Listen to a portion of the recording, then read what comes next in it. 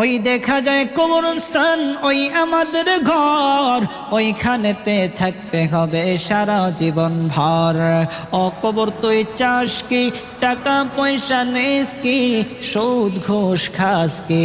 কবর বলে না, টাকা পয়সা নেই না, সুদ ঘুষ খাই না, মুমিন বান্দা পাই না।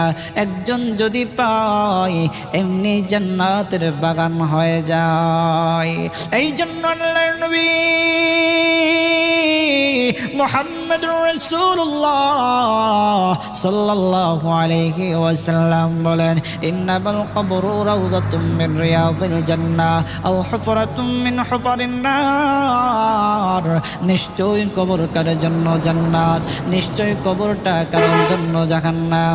আল্লাহর নবী বলেন, কেউ যদি দুনিয়ার জমিনে আল্লাহ তাআলার হুকুম এবং নবীর সুন্নাত তরিকা